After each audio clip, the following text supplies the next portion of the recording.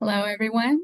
We continue Beckman Foundation's milestone moment celebration of the 100-year wedding anniversary of Arnold and Mabel Beckman with our third webinar of the week. It's my pleasure to introduce our guest speaker, Dr. Michelle DiMeo, VP of Collections and Programs at the Science History Institute, where she oversees all library, museum, archival, and digital collections. Today's presentation is The Beckmans Courtship, Falling in Love in Interwar America. Michelle, welcome. Thank you, Carrie. Can you all hear me? Good. Okay.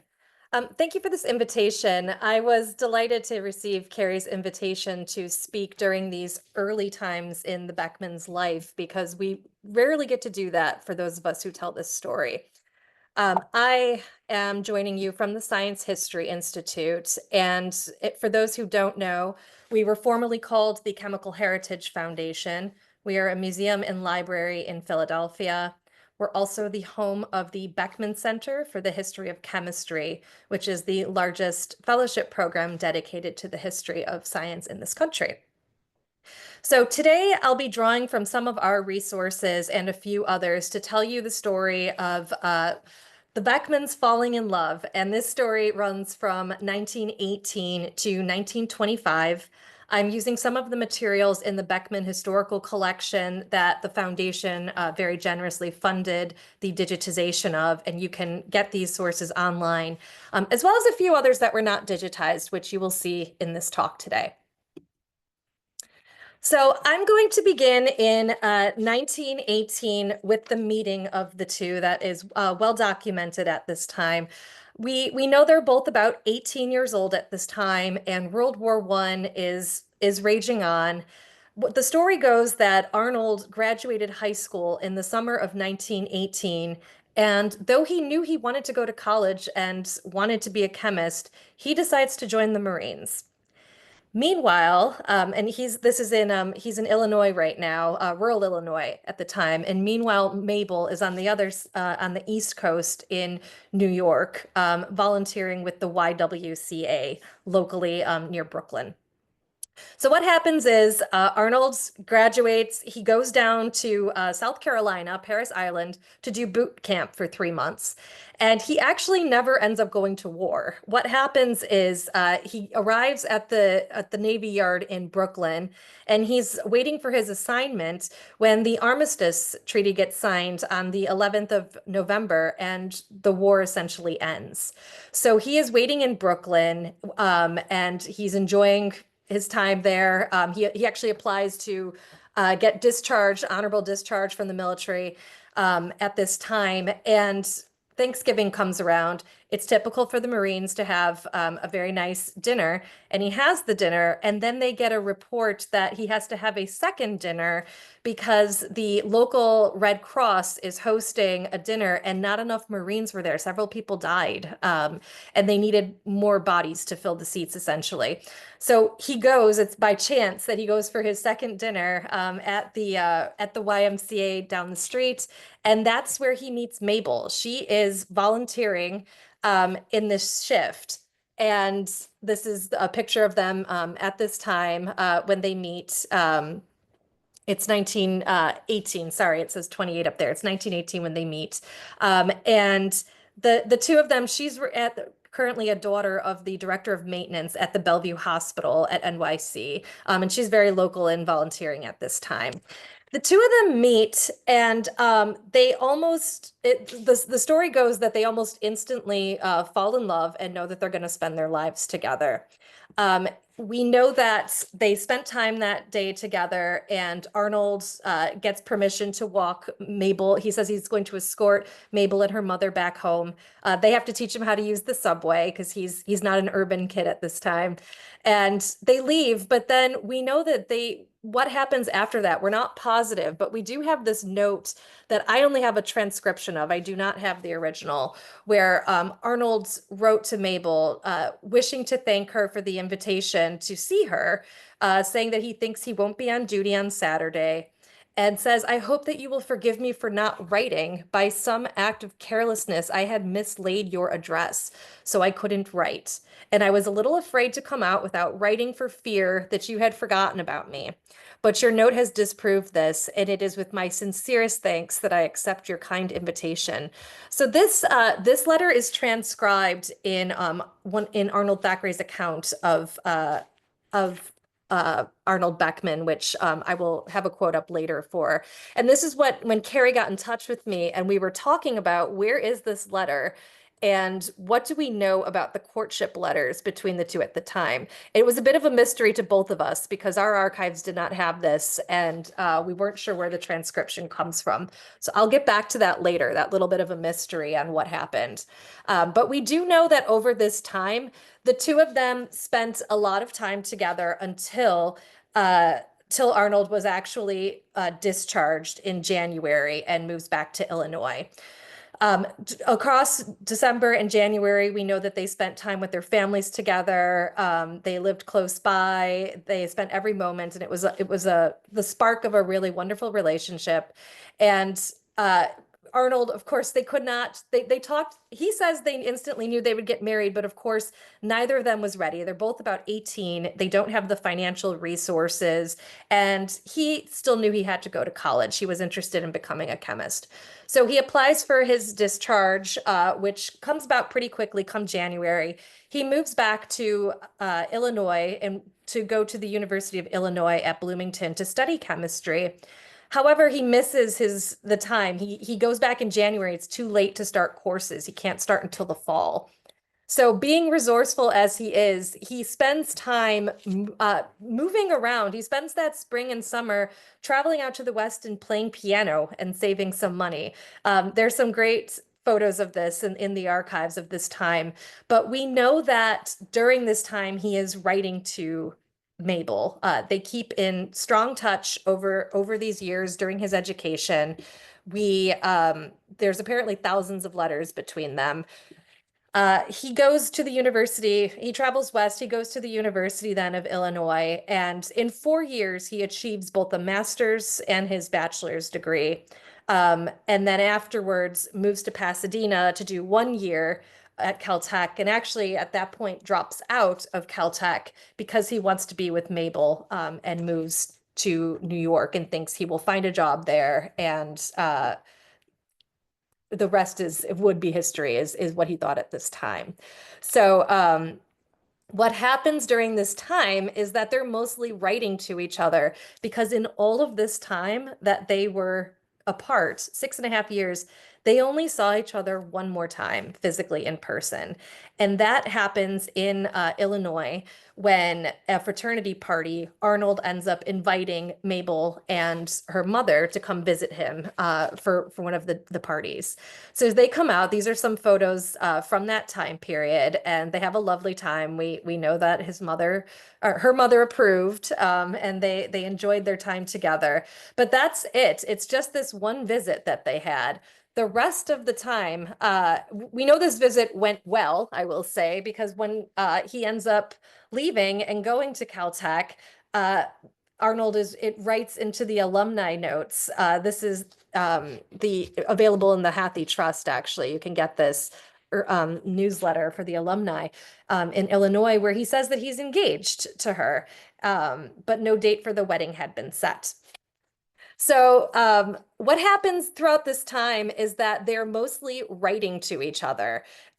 This is a quote from that I have in one of the archives at the Science History Institute, where he says, this is from Arnold Thackeray working with Arnold Beckman to create his history. We also have several oral histories with him in our collection. And he says during these years, they wrote constantly, right? Describing classes, side trips, projects, sometimes with great specificity. He's telling her about some of the work he's done. These are not letters that are only about personal stuff, but he also talked about work. We know that she becomes a confidant and works with him throughout his life and supports him in his work. He says she did not have a science background, but she was always a good person to bounce ideas off, and she was a very critical and strategic thinker.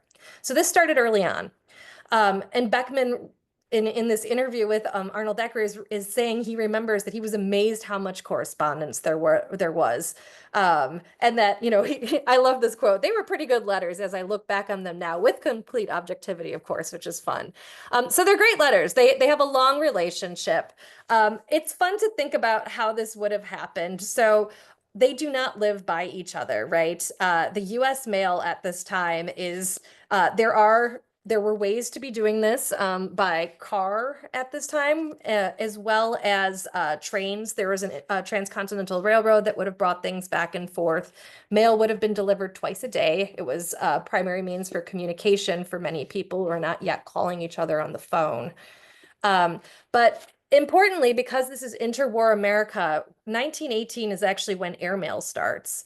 And these are some of the early photographs. A lot of I think there were 6 early aircrafts that were created in New Jersey, actually. This is one of them that went back and forth. And so it would have been a lot quicker for them and easier for them to keep in touch in 1918 than it would have been, say, slightly before that. That said, there was also, I will note, many long distance relationships at this time. I don't have them here, but if you look through some early things, there's romance novels at this time. There's the Ladies' Home Journal has women writing in with stories of falling in love with the servicemen. Because people were moving around due to the war, there were actually a lot of relationships that developed in similar situation as these. So it would not have been uncommon to find your spouse and keep in touch long distance while you went to school or work and built a base to have a family. So where are these letters was the question. I work, as I said, the Science History Institute, formerly Chemical Heritage Foundation, has about 135 boxes of Arnold Beckman's archives.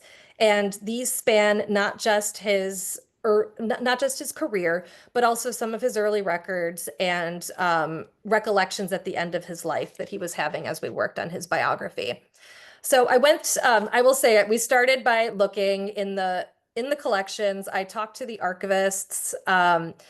Patrick Shea and Kent Yanig have worked on this collection for a very long time. They were convinced we don't have the letters.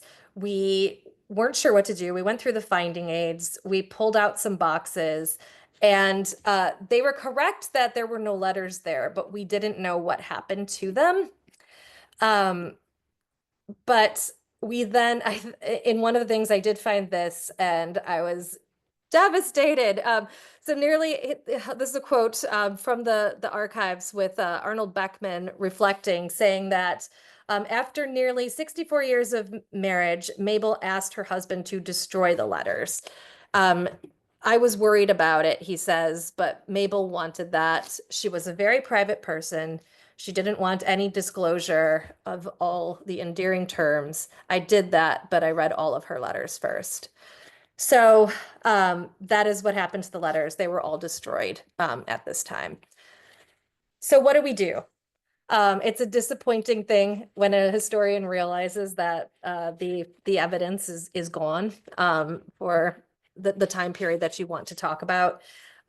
In working on this milestone moments, a lot of the conversations about the marriage are happening after the period of the courtship because there's just not a lot of information about what actually went down during that time. This is not uncommon. And so one of the reasons that Carrie and I started talking about this and saying, what can we do since there's a lack of evidence, is to, I guess, extract a little bit more about the fact that this is not uncommon, that this happened for Mabel Beckman, and that those of us who study the history of women often run into this type of problem. One of the things I did before coming to the Chemical Heritage Foundation Science History Institute was I was a historian as well. I am a historian. I wrote a book on Lady Ronelay, who is the sister of Robert Boyle, a 17th century chemist. And the two of them worked very closely together, and we knew that, but there's no documents for her either. And so one of the things I mentioned is that we could contextualize this today and think about these challenges and why they happen. There are several reasons. One of these is that curators sometimes did not deem the works and writings of women to be important. This has happened throughout time for many different women throughout history. And sometimes the women themselves did not feel that their work was important. Men would often work to create archives and catalog information and prepare for their death, whereas women did not do that for several reasons. Sometimes they just didn't think it was important, but also it could be a mark of I would say immodesty. I think a lot of women were raised and thought about giving to others, service, working with others, but the fact that they would actually have something worth preserving and a life worth telling is something that women often didn't feel about themselves. But also cataloging conventions. So usually men's names were there. This is even in indices in books. It's hard to find women. And then when we cataloged things, we now have cataloging practices where we will note women, but very often you can only find the records of women associated with the men by looking for the men that they were attached to. And a final reason is that many women were relegated to domestic life, and so they were behind the men who were doing the work at this time. And often the accomplishments went under the men's names, but they supported the men, and that was while they were doing the domestic work, whether that was running the household, paying bills, raising children, all the work that was done in a household. So these are some challenges we have more broadly. In this particular case, I think there's evidence of some of this, but what we're seeing here is that it was Mabel's own choice to be private here, and that Arnold was fulfilling her wish in this case. And I think again, it's she was a private person, and this happens, right? I can't say that I disagree with the choice that she made in this time. So these are some challenges we have. If I were to have more time and thought about writing a biography of Mabel more broadly, there would be several strategies that I would go through to do this. I would start, so checking the archives of the men they knew is something you do. We'd start with Arnold Beckman. I will say that the way that I found the correspondence and some of the evidence I did was not by looking up her name in the finding aid. Again, when I talked with the archivist and we were pouring through boxes, we realized her name, we don't have her letters. And so how do you find contextual information? The way that you do it is to use things like dates and places that you do know, and then apply that and try to look more broadly. So I knew that the time period I was studying was this 1918 to 1928. So I can go through the finding aid and then look through this, try to find information that where Beckman was at this time, where Mabel was at this time, and try to build out some contextual information. Another thing you can do is look through public records and archives for nonprofits or businesses where these women worked and volunteered. I don't know if the YWCA that she volunteered at in Long Island has additional information about her. It might, but this is a way that we can pull this together. Talking to the descendants, we know that a lot of the material that's in the biography actually came from the Beckman family. And I know we're very thankful to their children for keeping this information and providing this additional information, as well as some later oral histories with Arnold Beckman, where he himself was filling in gaps that didn't exist in his biography and was speaking to it because the archival record wasn't there. And finally, we can use clues from larger culture. As I said, I was enjoying looking through some of the archives or some of the publications that came out at this time period, because we can see the types of information that Mabel would have been ingesting as a woman in this time period. There are like I said, several stories of women writing in. There's serials that were being published about falling in love with a Marine who then leaves. So there, the types of information she would have been gathering would have influenced her, of course, in her life in some way as a woman. But we don't know. The reality is we don't have a lot of information from that time. What we do know is that the two of them do end up back together. So in 1924, after 1 year of being at Caltech, working towards his PhD, the story is that Arnold got restless. He loved the West. We know he loves the West and he goes back to the West, but that he wanted to be with his partner and he felt like maybe it was time to start working on a family together. So at this time, in 1924, he moves back to New York with her. Mabel actually has a job already. She is working in Manhattan as an executive secretary for the Equitable Life Assurance Company. And it seemed like a good enough promise. New York had a good industry. He had a master's degree already. He thought, let's see what happens. So he gets there originally and starts working, and it is through his network of contacts there that he ends up at Bell Labs and spends 2 years working at Bell Labs. The two of them do not live together immediately in Long Island. They live close by each other in Long Island, and they both commute into Manhattan together. They rode the Long Island Railroad into New York, into Manhattan, and it happens pretty quickly that they decide they're ready to get married. They had saved money, they both had jobs. It seemed like the right time.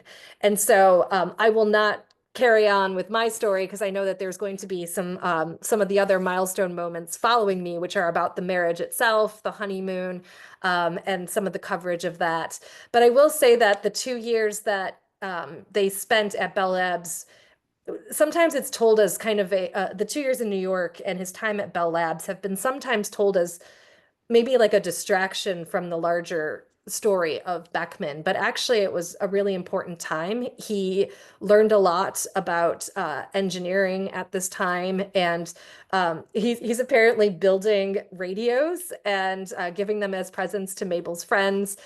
They're building a relationship together. He's building his network, and they're there for a while, for I think 2 years total, before he ends up going back to Caltech to finish his PhD and pursue a degree as further as a chemist. So um, I will stop this by saying that there are some sources available if you're interested in this story in some of these early years.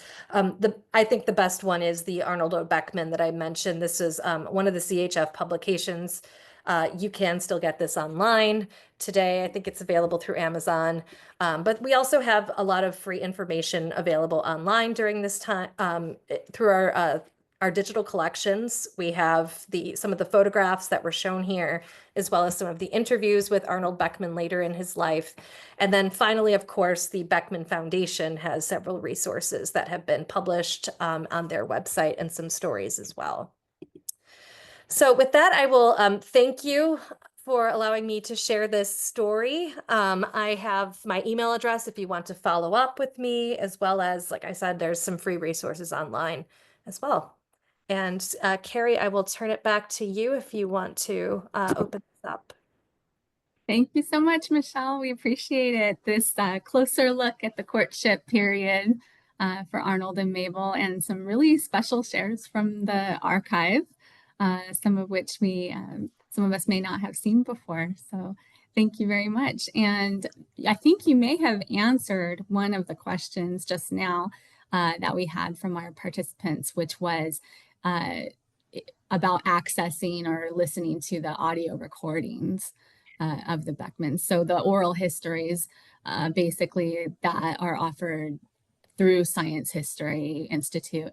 So those are just on the website at sciencehistory.org, correct? They are. So it's digital.sciencehistory.org is the digital collections. And if you just search Beckman oral history, it will come up. There are 2 interviews on there. They're both from 1985, but you can actually listen to the audio. It is just with Arnold. I don't have any recordings with Mabel. Okay, great, perfect. And then another question about if you have insight regarding the cost of all those mailings, the letters back Oh and my forth. gosh.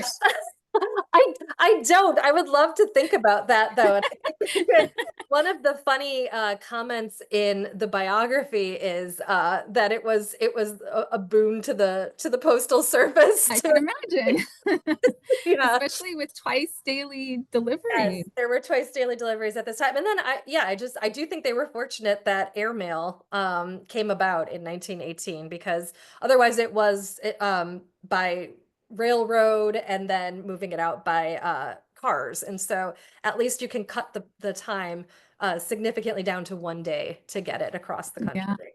thousands of letters. Oh my gosh, thousands. Yeah. I wonder how many thousand. He doesn't say exactly, Mm, but my goodness. that's Yeah. dedication. Yeah, it's very sweet. So the one time that they do have their visit in the 6.5 year period, you mentioned fraternity party. Mhm. Is that when he invites Mabel and her mother to get together to meet with him? Is it at the fraternity party, or is it just in the space of I'm going to be at this fraternity party, let's get together? I believe they went to the party together, but I'm not positive. Okay. So he's active with his fraternity at in the University of Illinois, and Mhm. that's how we know about a lot of his work actually is through the fraternity. But there are some early photographs of him that came from the family where he's with the fraternity. Um, Yes. and then there's those pictures that we see that they look like they're dressed up and they're going out to a party together. But I don't know Okay. extensively, yeah, Okay. what they did there. Great. There's so many Okay. questions, right? Like you Yes, so need many. answers about what they did together, but not enough detail. A really interesting walk through history. So thank you so Yeah. much, Michelle. We Thank appreciate you. you preparing this presentation for us and sharing a little bit more about how Arnold and Mabel got to know each other before they got married. Thank you. And thank you to the Beckman Foundation for allowing us to digitize many of the resources that are online. Thank you. So we're going to take a recording of today's talk, and it will be available on our website starting tomorrow. Thanks, Michelle. Thank you, everyone. Bye-bye.